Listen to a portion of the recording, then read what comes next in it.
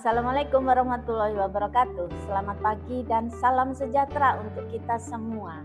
Perkenalkan, nama saya Sri Suryani Esos MM, dosen tetap pada program studi sarjana manajemen atau S1 Sekolah Tinggi Ilmu Manajemen Indonesia atau STIMI Banjarmasin. Saat ini saya sedang mengikuti sertifikasi dosen yang sedang diselenggarakan oleh Kementerian Pendidikan Tinggi, Sains dan Teknologi di tahun 2026. Video ini dibuat untuk memenuhi salah satu persyaratan sertifikasi dosen 2026, yaitu persyaratan pernyataan diri dari dosen dalam unjuk kerja Tridharma Perguruan Tinggi atau PDD KTPT dalam aspek pengajaran. Saya kali ini menjelaskan mata kuliah yang saya ampu, yaitu mata kuliah bank dan lembaga keuangan lainnya. Saya akan memulai menjelaskan deskripsi dan informasi umum dari mata kuliah bank dan lembaga keuangan lainnya ini. Mata kuliah bank dan lembaga keuangan lainnya merupakan mata kuliah pilihan bagi mahasiswa semester genap, yaitu semester 2 pada program studi sarjana manajemen S1 ya, pada Sekolah Tinggi Ilmu Manajemen Indonesia atau STIMI Banjarmasin dengan kode mata kuliah MKB 134. Mata kuliah ini berbobot sebesar 2 SKS. Bahasa pengantar pada mata kuliah ini adalah bahasa Indonesia. Deskripsi mata kuliah bank dan lembaga keuangan lainnya merupakan mata kuliah yang membahas tentang pemahaman mendalam mengenai arsitektur sistem keuangan serta peran strategis lembaga keuangan bank dan non-bank dalam perekonomian nasional maupun global. Fokus pembelajaran mencakup analisis mekanisme operasional bank sentral, bank umum, bank perekonomian rakyat atau BPR, dan perbankan syariah, serta fungsi intermediasi pada lembaga non-bank seperti asuransi, pegadaian, dana pensiun, dan pasar modal. Perkuliahan bank dan lembaga keuangan lainnya dilaksanakan menggunakan blending learning atau perpaduan antara pembelajaran sinkronus, yaitu perkuliahan tatap muka di kelas, ceramah interaktif, diskusi kelompok, project based learning, dan perkuliahan asinkronus akan dilaksanakan melalui Google Classroom, di mana materi ajar, video pembelajaran, dan penugasan akan diunggah sesuai jadwal. Kemudian regulasi sistem keuangan dan perilaku suku bunga guna mendukung pengambilan keputusan manajerial yang akuntabel. Melalui pendekatan teoritis dan praktis, mata kuliah ini juga bertujuan menghasilkan lulusan yang kompeten dalam mengelola instrumen keuangan serta adaptif terhadap teknologi finansial yang terkini. Pembelajaran dilakukan secara individu maupun secara kelompok dengan pendekatan profesional, etis, dan komunikatif. Capaian pembelajaran lulusan atau CPL, program studi sarjana manajemen S1 yang dibebankan pada mata kuliah ini adalah: 1. CPL 1, pengetahuan. Dari sisi pengetahuan ini menguasai konsep secara teoritis, manajemen secara umum, SDM, pemasaran, keuangan, operasional, dan mendalam pada bidang manajemen, mampu menyelesaikan masalah manajerial secara prosedural pada berbagai organisasi. Kemudian CPL 2 ini berfokus kepada keterampilan umum, yaitu mampu menerapkan ilmu manajemen dan teknologi secara adaptif sesuai bidang yang digelutinya, bidang masing-masing ya. Kemudian CPL 3 keterampilan khusus, yaitu mampu menganalisis data untuk pengambilan keputusan dan memberi solusi secara mandiri. CPL 4 yaitu sikap, memiliki sikap yang religius, etis, menunjang nilai kemanusiaan, peduli sosial, disiplin, serta berkontribusi bagi masyarakat juga negara. Untuk capaian pembelajaran mata kuliah atau CPMK yang diharapkan yaitu CPMK 1, mahasiswa mampu menganalisis konsep dasar, fungsi dan peranan bank serta lembaga keuangan non-bank dalam sistem perekonomian Indonesia. CPMK 2, mahasiswa mampu mengevaluasi mekanisme operasional bank sentral, bank umum, dan lembaga keuangan mikro sesuai regulasi Otoritas Jasa Keuangan atau OJK. Kemudian CPMK 3, mahasiswa mampu mengintegrasikan prinsip manajemen produk dan jasa keuangan dalam pemecahan masalah manajerial di sektor perbankan. CPMK 4, mahasiswa mampu menyusun strategi pemanfaatkan instrumen pasar modal dan lembaga pembiayaan untuk mendukung efisiensi pendanaan organisasi. Kemudian CPMK 5, mahasiswa mampu menggunakan teknologi informasi untuk menunjang efektivitas strategi manajemen produk dan jasa keuangan dalam pemecahan masalah manajerial di sektor perbankan modern.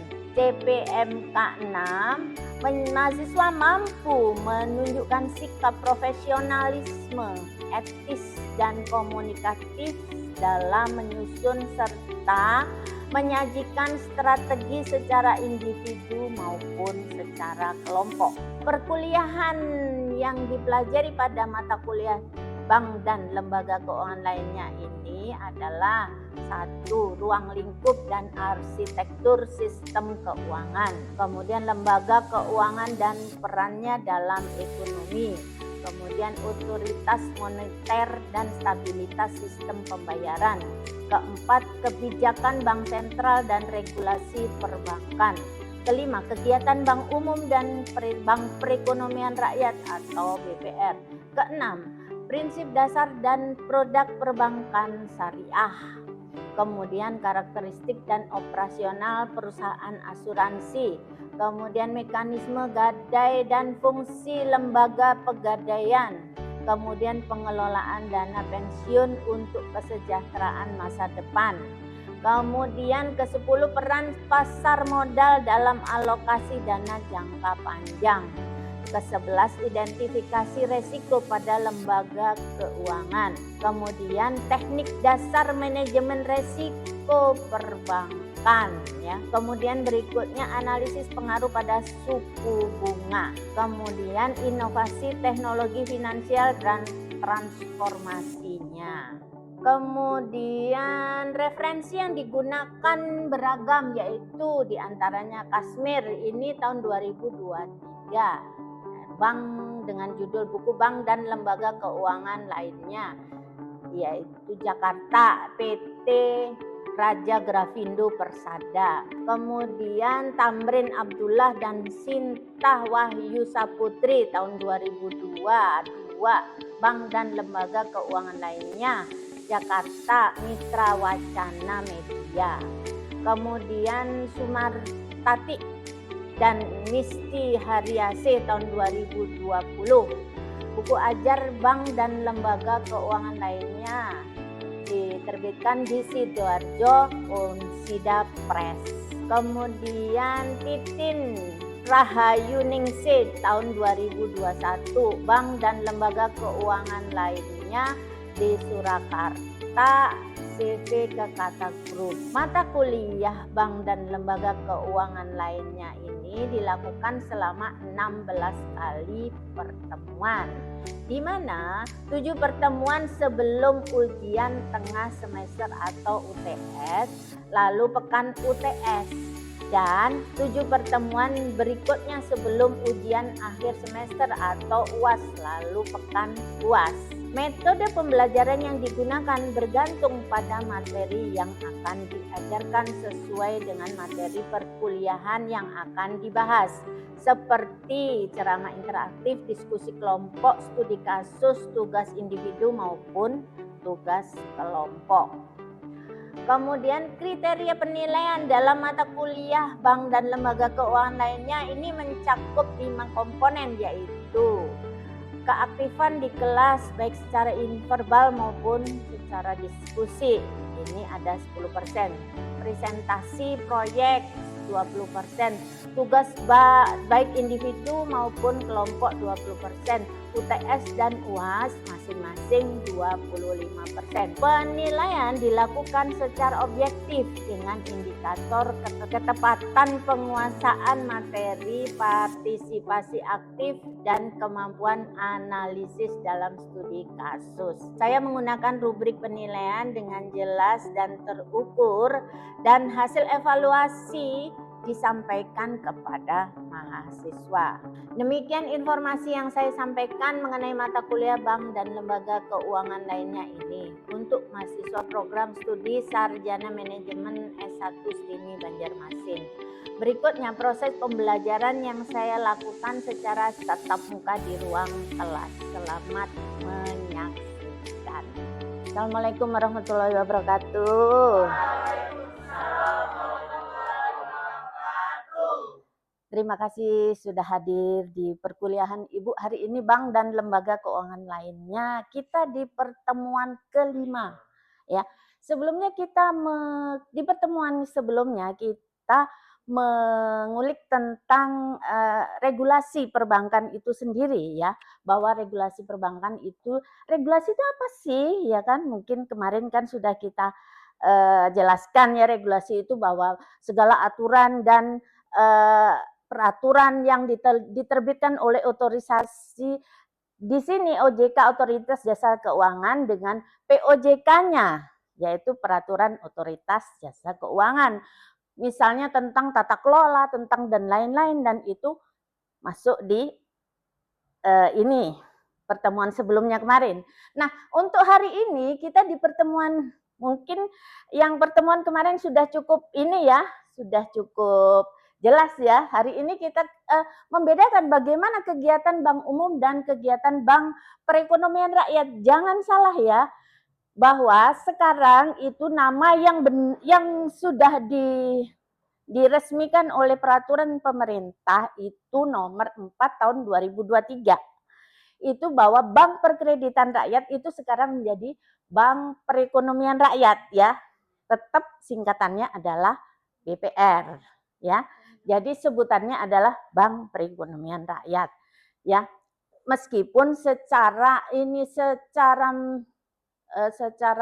eksplisit, secara detail, ini BPR ini juga menjalankan peraturan OJK nomor 4 tahun 2024. Ini nanti tercantum apa tentang apanya, tentang modal, tentang semuanya nanti, ya. Di situ sudah kita kalau nggak jelas bisa kita tanya bisa kita lihat di situ ininya, aturan-aturannya. Sedangkan perbankan itu sendiri diatur oleh aturan-aturan, ya, aturan-aturan yang memang mengatur tentang perbankan itu sendiri. Ibu mengulik sedikit, ya, supaya lebih jelas, supaya lebih ini, ya, lebih tajam lagi, ya. Nah, ini untuk perbankan sendiri, ini diatur di dalam peraturan undang-undang negara kita di nomor 7 tahun 92, kemudian dirubah menjadi nomor 10 tahun 98. Untuk BPR sendiri itu kan sebelumnya Bank Perkreditan Rakyat, ya, yang kita kenal, ya, tetapi berdasar peraturan undang-undang P2SK, yaitu penguatan sektor keuangan kita, yaitu nomor 4 tahun 2023 tadi, jadi Bank Perekonomian Rakyat. Jadi jangan salah sebut, ya, mulai sekarang, ya, anak-anak saudara-saudara ibu sekalian ini, ya, anak-anak ibu sekalian ini, ya. Oke. Kemudian, nah kita pengenalan umum dan BPR. Bank Umum adalah ini lembaga yang memiliki melayani di sektor keuangan secara luas, bisa menjangkau sampai dengan internasional ya. Iya kan, sampai transfer, sampai apa gitu kan kita bisa dengan Bank Umum ini pelayanannya sampai sana. Sedangkan kalau untuk Bank Perekonomian Rakyat ini fokus pelayanannya adalah hanya kepada lokal atau UMKM setempat. Misalnya kelas kecamatan atau kelas kabupaten. Ya, itu antar ininya dulu apa beda operasionalnya dulu ya. Dari sini operasionalnya kalau untuk Bank Umum ini menyangkut dengan sampai dengan internasional, tetapi kalau Bank Perekonomian Rakyat ini hanya di wilayah kecamatan atau kabupaten saja. Kemudian bank devisa itu memiliki izin untuk melakukan transaksi luar negeri, transaksi valuta asing tadi, ya. Tetapi kalau untuk bank non devisa hanya beroperasi di dalam negeri saja. Misalnya Bank Jasa Jakarta, kemudian Bank BCA Syariah, itu tidak melakukan valuta asing mereka ya. Contohnya adalah hanya tabungan dan kredit yang disalurkan ya. Bank Umum juga menawarkan berbagai jenis jasa lainnya seperti transfer, ya transfer. Siapa yang nggak pernah transfer kan? Semuanya pernah transfer ya kan? Nah, kemudian clearing, penukaran uang asing, kemudian kartu kredit dan SDB atau safe deposit box. Kemudian LC atau bank draft. Ini transaksi ekspor impor yang dilakukan oleh Bank Umum. Kemudian pembayaran atau setoran bisa bayar misalnya pajak, misalnya bayar listrik, misalnya bayar uang kuliah, iya kan? Kemudian misalnya bayar gaji, gitu ya. Lanjut ya. Kemudian kegiatan ini kita ke Bank Perekonomian Rakyat atau BPR. Setelah Bank Umum tadi kita ke BPR ya. Dalam prakteknya kegiatan BPR adalah hanya di tabungan sama deposito untuk fundingnya nih ya, untuk fundingnya. Karena mereka tidak diperbolehkan untuk ikut dalam lalu lintas perbankan ya. Lalu lintas perbankan misalnya mereka tidak diizinkan untuk melakukan perdagangan valuta asing atau membuka rekening giro, perasuransian, ya. Memang aturannya seperti itu ya. Gitu. Jadi mereka hanya bisa tabungan atau deposito. Kalau tabungan bisa mungkin bisa berbagai macam tabungan ya kan. Ada tabungan A, B, C, D, E mungkin. Kalau deposito mungkin ada yang memiliki deposito tadi ya tergantung jangka waktu yang tercantum di dalam sertifikatnya ya. Itu untuk fundingnya ya. Kemudian untuk lendingnya menyalurkan dana atau kreditnya atau lending dalam bentuk misalnya kredit investasi, kredit modal kerja, kredit perdagangan dan sebagainya ya. Karena keterbatasan dalam hukum dan struktur, BPR dilarang melakukan beberapa hal antara lain menerima simpanan berbentuk giro yang bisa tabungan tadi kan untuk fundingnya dan deposito tadi.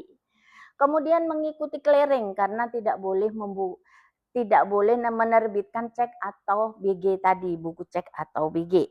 Kemudian melakukan kegiatan valuta asing tidak boleh juga dan kegiatan perasuransian ini nggak boleh juga ya gitu. Nah kalau ini sudah, adakah yang mau bertanya? Silakan mungkin ya, silakan Mbak, sebut nama dan NIM. Izin Ibu, perkenalkan nama saya Putri Ramadhani. Ya. Nama saya 3003 25 11 0054. Baik, terima kasih. Mau bertanya atau apa ini? Izin bertanya Ibu, Ya, silakan. perbedaan layanan utama antara bank umum dan BPR. Layanannya ya. Untuk layanan otomatis berbeda antara bank umum dan BPR, Bank Perekonomian Rakyat, seperti Ibu jelaskan di depan tadi ya. Terima kasih pertanyaannya ya.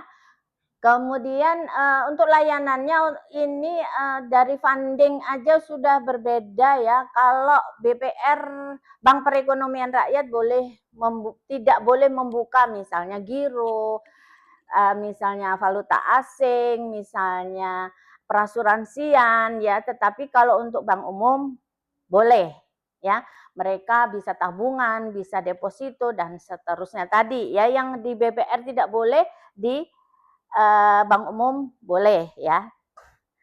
Kemudian itu layanan utama ya. Kemudian secara wilayah operasional itu kalau bank umum itu bisa sampai ke luar negeri ya. Tetapi kalau untuk BPR atau Bank Perekonomian Rakyat itu hanya tingkat kecamatan sama tingkat kabupaten.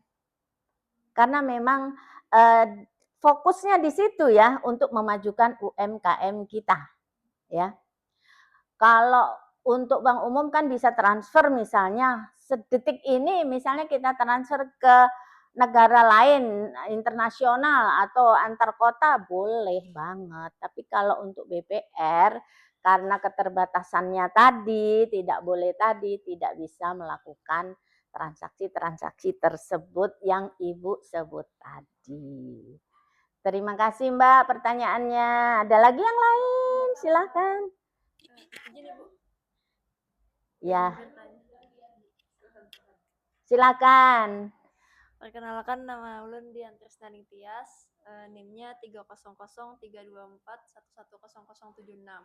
Ya, makasih Mbak Dian. Silakan. Izin bertanya Ibu, pertanyaannya perbedaan target dan jangkauan operasional antara bank umum dan BPR. Oke. Untuk target operasionalnya otomatis kalau BPR dan Bank Perekonomian Rakyat tadi ya. Bank Perekonomian Rakyat, jangan lagi nyebut Bank Perkreditan Rakyat ya. Oke. Bank Perekonomian Rakyat berdasarkan Undang-Undang Nomor 4 Tahun 2023 tadi ya kan.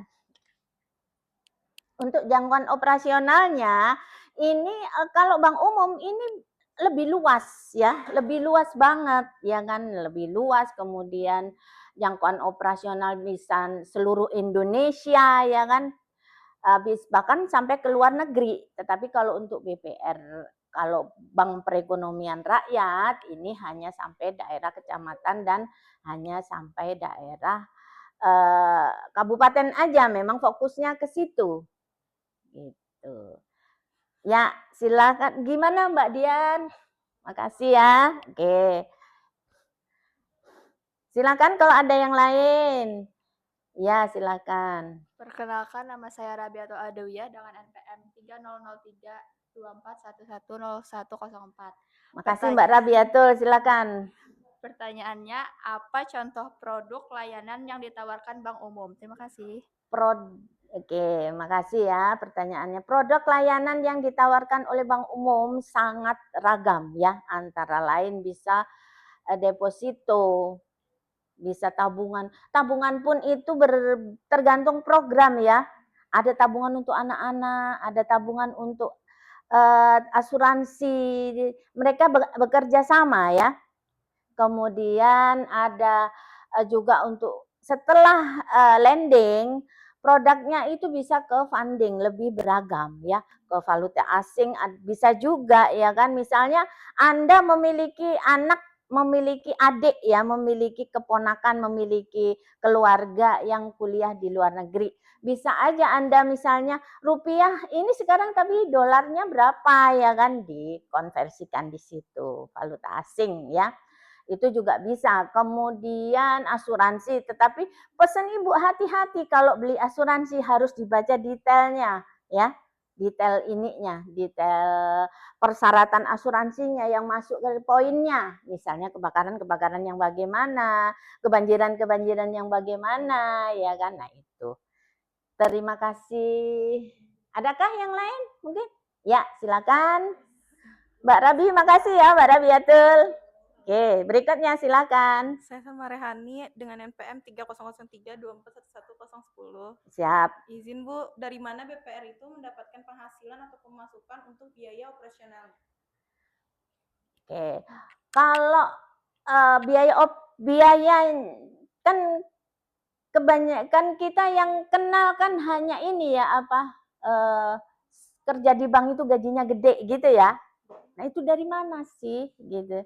Satu, kalau BPR Bank Perkreditan Rakyat yang ditanyakan ya. Kalau bank perekonomian rakyat tadi itu berasal dari, kalau dia bank umum berasal dari bunga pinjaman yang dari lending tadi. Setelah funding itu kan ngambilnya memang ini ya, memang misalnya berapa persen ya. Dari selisih itu dikeluarkanlah untuk biaya operasional, membayar karyawan, membayar titik bengek ya kan.